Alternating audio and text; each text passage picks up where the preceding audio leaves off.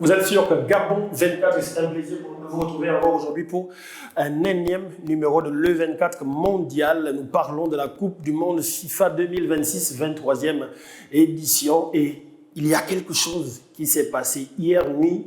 Je ne sais pas ce que vous en avez pensé. Hein. Et je vais demander aussi à Bib Romandone, qui est avec nous sur le plateau, notre consultant. Je vais lui demander, est-ce qu'il s'attendait à ça, à ce que le mondial commence réellement hier nuit? C'est l'impression qu'on a eue à Bib. Bonjour, bienvenue sur le plateau. Bonjour Zogo, c'est un plaisir, toujours un plaisir avec vous de discuter de ce mondial tripartite encore une fois. Et cette nuit, c'était une grosse soirée, une grosse journée de football. 4 matchs, 16 buts marqués, les artistes ont été au rendez-vous et nous on a profité devant notre écran, derrière notre écran. Est-ce qu'on a, j'ai envie de dire que c'est quand même le match, la journée la plus prolifique depuis qu'on a commencé. Je ne pense pas qu'on ait déjà eu 16 buts pour ces matchs-là. C'était 4 matchs, 16 buts en 4 matchs, on a l'impression que c'est 4 buts par match. C'est 4 buts par match, comme vous le dites. J'ai l'impression qu'il y a quand même eu une journée où ça a été quand même assez prolifique aussi, notamment la journée du match. Du match de l'Allemagne. Allemagne, Curaçao. Tout à fait. Donc on peut se dire que c'est un peu kiff-kiff, mais c'est quand même la journée la plus prolifique. C'était la journée qui concernait les groupes I et les groupes J. On va commencer d'ailleurs par le groupe I. Avec ces 4 matchs, on a l'affiche. Les 4 matchs qui se sont déroulés hier avec les scores pour que vous soyez tout à fait au même niveau d'information que nous. Ces 4 matchs vont s'afficher sur votre petit écran là, tout de suite, maintenant. Voilà. C'est France-Sénégal, un match très attendu. On en a parlé hier avec Habib. C'était la plus grosse affiche peut-être pour le moment, le champion d'Afrique sur le terrain, on va toujours préciser ça, contre le dernier finaliste de la Coupe du Monde. Donc, 2 grosses équipes, l'un des top 3 mondiaux contre l'un des top 3 africains. Et ensuite, il y a eu Irak-Norvège. Ce qu'il faut dire déjà, c'est que ce match-là, Habib, et c'est le match dont on va commencer à parler, était très attendu.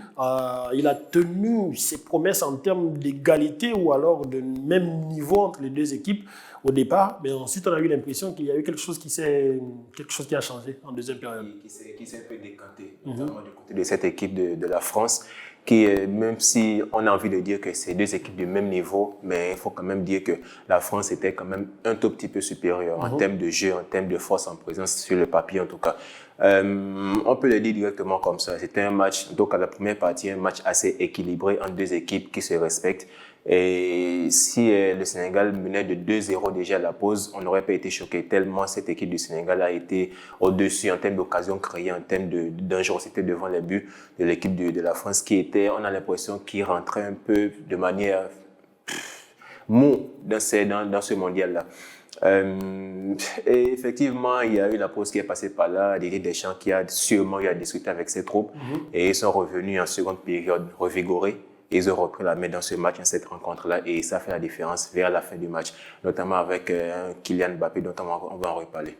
Il faut vous donner le crédit de quelque chose à Bib quand même, c'est que vous l'aviez dit hier, on en a évoqué sur le plateau, ça aurait été difficile d'avoir à la fois Dembélé, Ousmane Dembélé et Michael Olise sur le terrain, alors que les deux, on va le dire, sont quasiment le même genre de joueur, gaucher surtout, même si Dembélé joue plus des 2 pieds. Donc voir déjà Dembélé positionné en tant que 10, on se demandait comment ça allait se faire. Il est plutôt 9,5 avec Paris. Il était plutôt ailier dans la grande partie de sa carrière. Et en France, c'est difficile pour lui. Hier, ça a encore été difficile pour le Ballon d'Or. Tout à fait. Déjà, Dembélé, j'ai l'impression que c'est un choix par défaut de le mettre à ce poste-là parce qu'il a, depuis ces 2 dernières années, toujours évolué en tant que faux neuf avec le PSG. Et il a du mal à trouver cette place-là en sélection. Notamment avec, elle n'existe pas cette place. Et en plus, il y a Kylian Mbappé, la pépite de cette équipe, le meilleur joueur de cette équipe, qui joue à ce poste de 9. Donc, compliqué de se faire une place. Et on a du mal, il est un peu baladé sur le côté gauche, le côté droit, en 10, on ne sait pas trop où il veut jouer.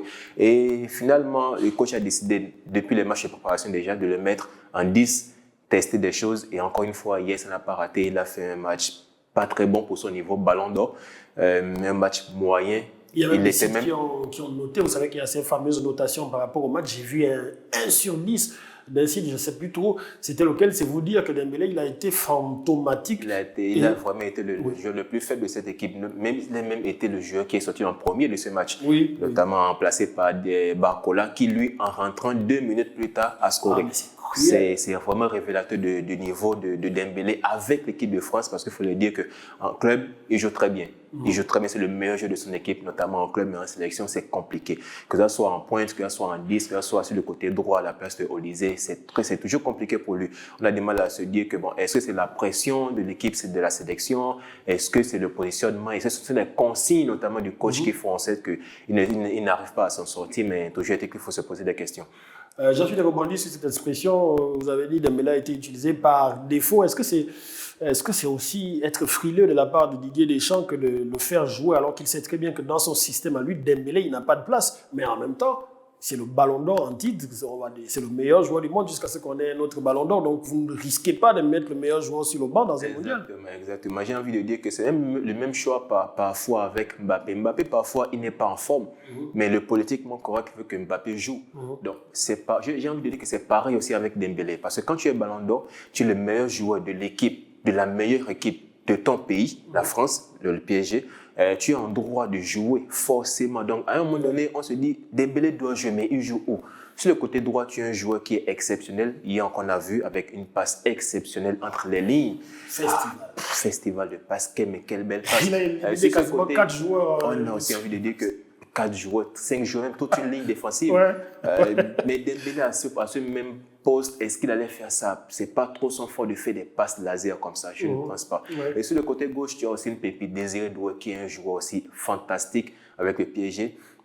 Donc, quitte à mettre Dembélé à un poste, c'est vraiment le poste qui se rapproche le plus de ce qu'il fait en club ou en sélection, c'est-à-dire jouer dans l'axe qui tourne autour de 9 ou alors seul 9. Mais comme il ne veut pas jouer seul 9 en sélection, on le met le choix par défaut, on le met 10. Et tourner aussi autour d'un 9 qui est un ogre comme Kylian Mbappé qui prend beaucoup d'espace, ça va être compliqué. Tableau statistique de ce match-là pour qu'on puisse avoir tout à fait les chiffres devant nos yeux et pouvoir mieux pour présenter à nos téléspectateurs ce qui s'est passé hier. Je sais que vous avez regardé ce match qui a été défini par la plupart des suiveurs du football comme un match entre Africains parce qu'il y a pas mal de joueurs d'origine africaine du côté de la France et ça fait parler encore une fois comme à toutes les compétitions d'ailleurs. 11 tirs dont 8 cadrés pour la France. Match abouti à 6 tirs du côté du Sénégal. On va quand même parler quelques instants du Sénégal, sinon on n'aura parlé que de la France. Les Sénégalais, les Africains vont nous en vouloir. Même en arrivant ici, j'ai eu des discussions avec des gens qui me disaient Sadio Mané aurait peut-être dû sortir, et ce n'était pas le Mané qu'on connaît habituellement. Gana Gueye aurait peut-être dû sortir, mais en même temps, moi je leur ai répondu, ce sont deux tauliers, on joue un mondial, ils étaient un peu en dedans, mais ce ne sont pas des joueurs qu'on sort facilement. Tout à fait, surtout dans un grand match comme ça, tu as besoin de certitude sur le terrain, et des joueurs comme ça qui ont un nombre de sélections incalculable, qui sont des certitudes, des garanties pour le coach. Pape Thiaw, il a forcément voulu laisser des garanties sur le terrain afin d'apporter cet équilibre entre la jeunesse et l'expérience aussi des joueurs qui sont, bien vrai on peut le dire, ils sont peut-être en bout de course, ils n'ont plus le coffre nécessaire, le niveau d'énergie nécessaire pour finir peut-être un match de 90 minutes, on peut se le dire, mais toujours est-il qu'avoir des joueurs d'expérience sur le terrain, ça compte. Ça compte. Et je peux comprendre aussi les choix de sélectionneur Pape Thiaw de laisser ces deux joueurs sur le terrain, même si directement ils ont été impliqués dans cette contre-performance du Sénégal. Je peux le dire parce que Mané qui a raté une occasion, il fallait qu'il la mette au fond.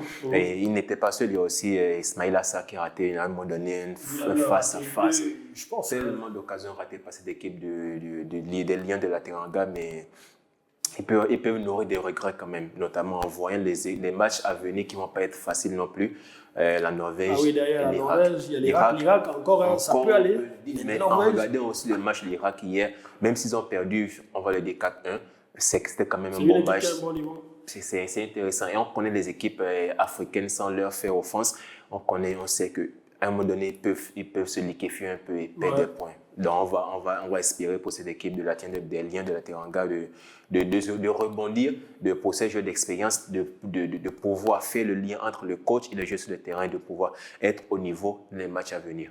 Un autre taulier qui a fait défaut dans ce match-là, c'est Kalidou Koulibaly. On ne va pas trop en parler, mais il a beaucoup été pris de vitesse quand même par Kylian Mbappé. Et Kylian Mbappé, dont nous, on va parler surtout parce que Kylian Mbappé est rentré dans l'histoire de la France en devenant le meilleur buteur historique de cette sélection-là. Je pense qu'on a un panneau pour Kylian Mbappé, désormais meilleur buteur de l'histoire des Bleus, 58 buts. Il est passé devant Olivier Giroud qui tenait la corde jusqu'à présent. Kylian Mbappé a beaucoup discuté, comme vous l'avez dit, Habib, parfois on s'est dit qu'il doit être au banc. Au Real Madrid, on s'est dit il embête beaucoup, il empêche aux autres de jouer, mais au mondial, Kylian Mbappé, il est intraitable.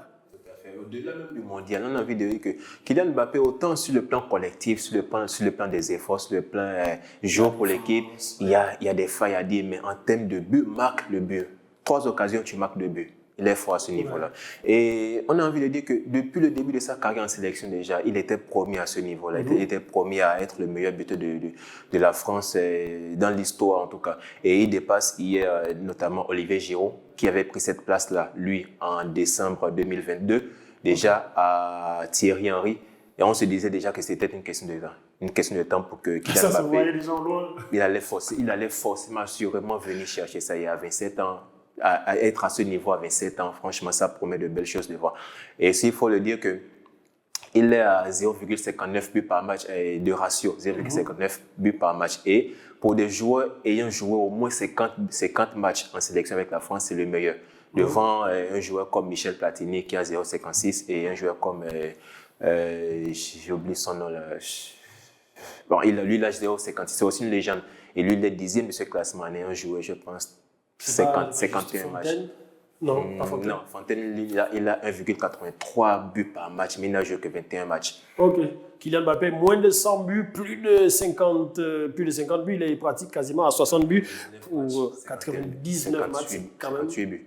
Incroyable ce qu'il réalise, Kylian Mbappé. Mais on ne va pas parler justement de lui. Ça va nous faire la transition avec le match qui va suivre. Irak-Norvège, un autre buteur de la même génération, on a envie de dire. Erling Haaland, c'est quasiment le même âge. Autre doublé aussi, ça a été un match compliqué pour l'Irak qui a quand même réussi à planter un but contre la Norvège, mais 4-1. Erling Haaland a répondu présent, Habib. Il a répondu présent comme d'hab le cyborg. Il était temps, comme le surnomme au cyborg, il était franchement temps qu'il joue enfin une Coupe du Monde à 25 ans. Il était vraiment temps qu'il vienne parce que c'est un joueur, c'est un buteur prolifique sur le terrain. Tu le donnes pareil comme Kylian Mbappé. Puis là, Kylian Mbappé, c'est le genre de joueur qui est très efficace devant le but. Et hier, il a encore montré avec 2 buts, plein de grinta, plein d'envie. Il a fait franchement dans son registre beaucoup de force, beaucoup de percussions, un but de renard de surface pour commencer et un second but en termes de pressing. Il a été chercher ce but-là seul et pour redonner l'avantage directement après l'égalisation irakienne. Donc, comme je le dis, cette sélection norvégienne, il était temps avec les talents qu'ils ont. Je pense à Oscar Bob, Antonio Nusa, Martin Odegaard, Sander Berg. Franchement, avec 2 attaquants, notamment comme la Suède déjà avec Alexander Isak et Gyökeres. Et aussi, ils ont aussi le 2 tauliers en pointe, Alex Sørloth. 2 costauds aussi. On a l'impression qu'elle a des grands, mais Sørloth a l'air encore plus immense. En tout cas, les deux sont géants. Pour une charnière centrale, tu les as comme ça, c'est dur à jouer. C'est dur à jouer. Et en plein milieu de match, là, son 10e, 60e, je pense, le coach norvégien a fait encore un changement qui sort Sørloth. Un grand gaillard qui sort pour un petit de 1,75 m qui va commencer à courir partout. Mais en tant que défenseur central, tu dépaysé. La tête. Franchement, c'était compliqué pour cette équipe irakienne qui n'a pas fait tâche, qui a essayé de tenir bon face à cette équipe norvégienne qui venait favorite, notamment avec les joueurs individuels qu'ils ont. Donc, ils ont fait la différence 4-1, score fleuve. Mais sur le terrain, j'ai l'impression que cette équipe irakienne aurait mérité mieux. Les tableaux statistiques aussi pour avoir tout à fait entre les yeux ce qui s'est passé dans ce match-là avant de passer à la suite du programme. Qu'est-ce que les statistiques nous disent par rapport au match Irak-Norvège pour qu'on soit complet là-dessus avant de passer au classement du groupe. Est-ce qu'on a le panneau à la régie, le tableau statistique du match Irak-Norvège? Oui, on l'a. C'est pas foufou en termes de frappe. Ça veut dire que l'Irak a quand même bien tenu la dragée haute, à peu près le même nombre de tirs, même s'il y en a 6 cadrés du côté de la Norvège. Le tableau est quasiment rouge du côté de la Norvège, ce qui veut dire qu'ils ont dominé sur quasiment tous les secteurs de jeu. On va enchaîner avec l'autre tableau, le classement de cette poule-là, pour voir que la Norvège va caracoler en tête du classement, juste devant la France. 3 points chacune des équipes, mais avec un goal average différent, la France avec +2 et la Norvège avec +3 et le Sénégal -2, Irak -3. Ça va être difficile pour les Lions de la Teranga, mais le Gaïndé, c'est quand même un guerrier qui va trouver le moyen certainement de remonter cette pente-là. On enchaîne, Habib. Un autre match qui était très attendu, c'était comme l'entrée en liste du champion en titre et du ballon non, de l'avant-dernier Ballon d'Or. Lionel Messi, on est tellement habitué à le voir Ballon d'Or. 8 Ballons d'Or pour Lionel Messi. Et Lionel Messi qui n'a pas déçu. Est-ce que vous auriez cru, vous, que Lionel Messi pouvait rentrer dans cette compétition comme ça? De cette manière, non. Très franchement, non. Mais on connaît Messi. On a l'impression qu'il a vécu plusieurs primes dans sa vie. Ouais. À 39 ans, il trouve toujours le moyen de revenir comme ça. Il faut déjà signaler que c'est son premier triplé en carrière dans une Coupe du Monde. Ils sont rares à avoir mis un triplé en carrière. Et le faire comme ça, dès le premier match de la Coupe du Monde, ça veut dire qu'il vient motiver. Il vient motiver pour cette Coupe du Monde, pour défendre leur titre de sélection. De toute façon, Messi dans cette équipe, Messi, il y en a l'impression de l'alpha et l'oméga de cette équipe-là, ces équipes argentines. Ils viennent toujours, c'est-à-dire, si tu veux avoir une équipe d'Argentine qui est forte, mais seulement Messi dans cette équipe, ils vont jouer. J'ai l'impression qu'ils ne jouent pas pour le pays, ils ne jouent pas pour le maillot, ils ne jouent pas pour le drapeau, ils jouent pour Messi, tous ensemble. Tant que Messi est là, il se donne toujours à fond. Le gars, tu as l'impression qu'il marche 90 minutes sur le terrain, mais en 3 occasions, tu le vois. Deux, trois occasions dangereuses dans ces 3 accélérations. On en a parlé hier et c'est même amusant parce que vous l'aviez dit, hier, Habib, on a l'impression qu'il est toujours en train de marcher. Il a des statistiques de kilomètres parcourus encore moindres que celles des défenseurs qui, eux, restent dans leur surface. Mais dès qu'il pique, il est comme une abeille. Messi, dès qu'il accélère, tout le monde panique. Tout à fait, tout à fait. Il nous a habitués à cela de toute façon. Depuis son prime, son premier prime, j'ai envie de dire, à 22, 23 ans. Comment tu peux dans ton prime à 22 ans? C'est pas possible. Mais ce jeu nous a habitués à de l'extraordinaire. Il continue de le faire même à 39 et même en étant en pré-retraite au MLS, il continue à le faire. Et c'est vraiment un régal de voir ces matchs chaque fois, systématiquement. Même quand il ne marque pas de but, il laissait tout sur le terrain. C'est-à-dire, c'est un régal de voir Messi jouer. Et hier, cette nuit, il nous a gratifié d'un triplé et qui le fait devenir le co-meilleur buteur de l'histoire de la Coupe du Monde. On va en reparler. On va en reparler tout à l'heure, un peu plus loin. C'est vraiment impressionnant comment il peut encore jouer à 39 ans. Franchement, il n'est pas le meilleur joueur de l'histoire pour rien. Et pourtant, l'Algérie n'a pas été ridicule. Et on a vu le tableau statistique. Est-ce qu'on peut le revoir d'ailleurs, ce tableau statistique, avec quasiment une possession similaire, quasiment le même nombre de passes, un peu plus de 500 passes, chacune des 2 équipes. Mais on se rend compte qu'en définitive, l'Algérie, comme vous le dites, a même été supérieure dans la possession, supérieure dans le nombre de passes, supérieure dans la précision. Mais au finish, on a envie de dire que clinique a été l'Argentine. Et lorsque vous avez Messi, c'est un peu plus facile quand même d'être clinique à vivre. Après 6 tirs 0 cadrés, on peut dire que bon, ce sont peut-être des tirs forcés par-ci, par-là. Mais le déroulé du match, déjà, l'Algérie a fait jeu égal avec cette sélection albicéleste jusqu'à la 20e, 21e minute, et notamment ce but de Fares Chaibi sur une passe extraordinaire d'Ibrahim Maza, cette pépite de la sélection algérienne, qui, franchement, jusqu'à la 20e, 25e minute, c'était assez équilibré. Et après cela, j'ai l'impression que le champion en titre a été piqué dans son orgueil. Ils se sont réveillés et Messi a commencé le festival. Je m'en voudrais de ne pas parler de ça et les téléspectateurs s'en voudraient de ne pas parler de ça. Pour vous, Habib, carton rouge ou pas sur cette semelle de Messi? Tout le monde en parle. Il aurait dû prendre carton rouge, mais au moins un jaune. Mais pourquoi il n'est pas averti? C'est Messi, c'est l'enfant de la FIFA. Très franchement, j'ai envie de donner raison aux téléspectateurs parce que... Elle est quand même au-dessus de la cheville, la semelle. On voit très bien qu'il ne fait pas exprès. Voilà, en fait, c'est ça le problème avec Messi. Messi, il ne nous a pas habitués à faire des fautes grossières et tout. Oui, d'accord. Maintenant... Là, vous avez Casemiro, c'est carton rouge direct. Je pense que là, il n'y a pas de débat, c'est carton rouge direct. Et sur ce match-là, sur cette action, sur Aïssa Mandi notamment, j'avais dit c'est quand même minimum jaune orangé, voire rouge. Minimum jaune. Mais le fait qu'il n'y ait pas eu de carton, c'est discutable, très discutable.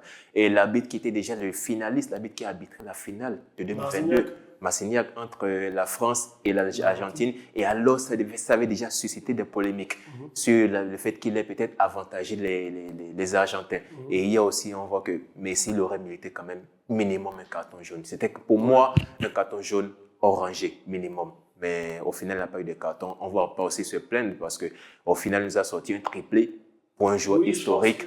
Je vois que ça peut être un peu méchant pour l'Algérie qui va se dire que bon, si on était à 10 contre 11, on aurait pu chercher quelque chose. Mais toujours est-il que on ne va pas refaire l'histoire. C'est écrit.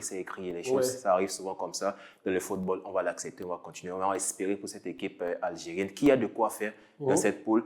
De continuer à forcer. Ils ont de très bons joueurs. Comme je l'ai dit, le but qu'ils ont marqué et qui a été refusé pour Roger, c'était un but magnifique. Déjà, la passe extraordinaire et la finition de Fares Chaibi qui ouvre son corps et puis au dernier moment tire au premier poteau qui bat Emiliano Martinez. Franchement, c'était un beau but. Cette sélection a des beaux restes, a des jeunes joueurs qui vont avoir du cardio, du physique pour aller au bout d'une compétition comme celle-ci. On va espérer pour le peuple algérien qu'il se retrouve, qu'il se relève de cette claque-là de 3-0 face à Messi. Après, c'était Messi en face. On va pas en faire tout un plat. C'était Messi. C'est dur de résister à Messi. Donc, ils vont essayer de continuer comme ça et d'obtenir le plus de points possible. Surtout qu'en face, c'est pas costaud non plus. Hein. C'est l'Autriche, c'est la Jordanie. Donc, il y a de quoi faire. Autriche et Jordanie, justement, qui était l'autre match de cette nuit-là où on a vu l'Autriche avoir une victoire sur la Jordanie. On a le tableau de ce match-là aussi, Autriche et Jordanie, avec un autre doublé d'un autre joueur que vous connaissez très bien. On a l'impression d'un gâchis avec ce joueur, Marko Arnautovic.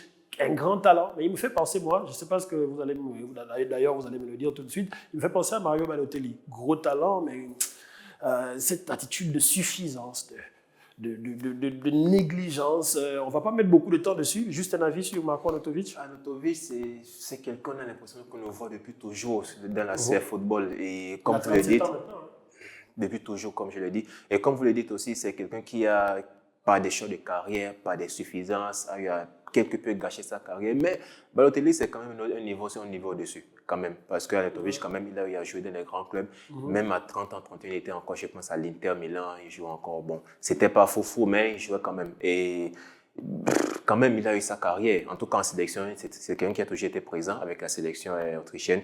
Et sur ce match, j'ai envie de dire, c'est quand même dur pour la Jordanie. C'est quand même dur. Ils auraient mérité mieux. Un but contre son camp, un penalty donné. C'est dur. C'est dur, mais c'est comme ça le football. On ne va pas encore une fois refaire l'histoire. Il va nous rester à peu près 5 minutes, comme annonce à l'oreillette, pour faire le reste. On va parler des buteurs. Pourquoi pas parler des buteurs, justement? On va revenir sur Messi, qui est co-meilleur buteur avec Miroslav Klose. On a ce panneau-là, 16 buts pour chacun de ces joueurs. Juste derrière eux, il y a R9, 15 buts. Il va pas revenir pour les rattraper. Mais il y a Kylian Mbappé qui est en embuscade avec 3 buts. Donc, Lionel Messi, 16 buts désormais. Incroyable, Messi. Il n'est pas attaquant de pointe, mais il se trouve dans un classement d'attaquant de pointe. Tout à fait. En 4-4-2 avec le second attaquant ou alors en 4-2-3 en tant que milieu offensif ou alors même parfois certaines personnes le mettent relayeur carrément tellement il est complet en tant que joueur. Il peut tout faire sur un terrain de football. Messi, meilleur buteur, c'est vrai qu'on ne peut pas s'attendre à ça. On aurait pu s'attendre peut-être à un Cristiano Ronaldo, un R9 finisseur, mais c'est Messi. C'est Messi, encore une fois, on va pas refaire l'histoire, mais c'est quelqu'un qui est habitué à beaucoup marquer, beaucoup scorer, malgré son positionnement sur le terrain depuis le début de sa carrière. Donc, c'est pas une surprise qu'il rattrape Miroslav Klose dans cette Coupe du Monde-là. Il n'était seulement qu'à 3 buts et certainement va le dépasser. Je le pense, il va le dépasser. Forcément, sauf il va le dépasser, sauf blessure dans ce mondial, il va le dépasser. Il y a Kylian Mbappé aussi qui va aussi le dépasser, sauf grosse blessure également. Et donc, ces deux joueurs, on va en profiter le plus aussi dans ce mondial. Dans ce mondial, on a déjà parlé de Kylian Mbappé, on a parlé d'Erling Haaland, il y a Arnautovic aussi qui est à 2 buts. Je pense qu'il y a un autre joueur qui a 2 fois. Balogun qui est à 2 buts également. Le classement des meilleurs buteurs commence à se dessiner, vous l'avez à l'image, c'est Erling Haaland. Donc tout au long de ce 24 mondial et tout au long du mondial, on va vous ressortir généralement le classement des buteurs pour savoir où on en est. On va aussi avoir un classement des passeurs quand on aura les meilleurs passeurs parce qu'il y a... Ondev premier, Kimmich deuxième, Gravenberch troisième. Il a déjà le classement, Habib, c'est incroyable. Il faut se faire les mises à jour. Comment il joue avec les chiffres, Habib. Et nous, on va le mettre en panneau, mais certainement pour la prochaine édition, il y a un autre meilleur passeur mondial qui va rentrer en liste ce soir-là. Et ça nous amène à parler de la dernière poule. Il va nous rester, je pense, 2-3 minutes. Alors, Habib, on va aller avec les rencontres d'aujourd'hui. Déjà, il y a une rencontre qui se déroule actuellement. Déjà, c'est Portugal-RDC, une autre nation africaine qui rentre en lice à part le Ghana. Aujourd'hui, il y a la RDC qui va jouer. On est fan de Cristiano Ronaldo, on aime bien le Portugal, mais c'est le voisin RDC qui joue. Qu'est-ce que vous pensez de ce match? Déjà, est-ce qu'on a mis le classement de ce match, Habib? Oui, tout à fait. On a le classement de ce match. La RDC qui va évoluer en 5-3-2, une formation assez défensive. Et le Portugal qui va évoluer dans une formation assez classique, le 4-2-3-1 avec le double pivot, João Neves et Vitinha, gros double pivot. Voilà, avec le numéro 10 mancunien de Manu, Bruno Fernandes, grosse saison. grosse saison avec son club. Donc, il va avec un buteur comme c'est en pointe. Normalement, ils doivent pouvoir le nourrir assez suffisamment pour qu'il fasse un grand mondial, leur 9 titulaire. C'est déjà bizarre de voir que parfois le Portugal a quelques problèmes à avoir des scores fleuves. Par exemple, lorsque vous avez un tel buteur et que vous avez de tels artilleurs derrière, l'un des meilleurs passeurs du monde en ce moment avec le meilleur buteur de tous les temps. On va voir, peut-être qu'on ne va pas vouloir qu'il joue aussi bien contre la RDC, sinon ça va être difficile pour l'Afrique.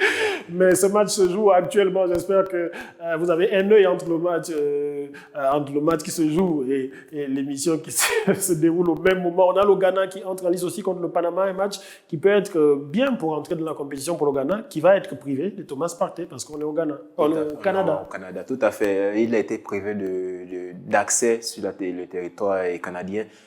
C'est presque le meilleur, même s'il est un peu vieux, 32 ans, c'est presque le meilleur joueur de cette équipe, de cette sélection, avec Mohamed Kudus, qui seront forcément là à essayer de plus possible d'aller en tout cas de grappiller beaucoup de points. Même si le Ghana nous a beaucoup déçus ces dernières années, notamment sur le continent africain, mais c'est comme une sélection africaine et on va essayer, on sera derrière eux pour le reste en tout cas pour le début de ce mondial et la suite de ce mondial.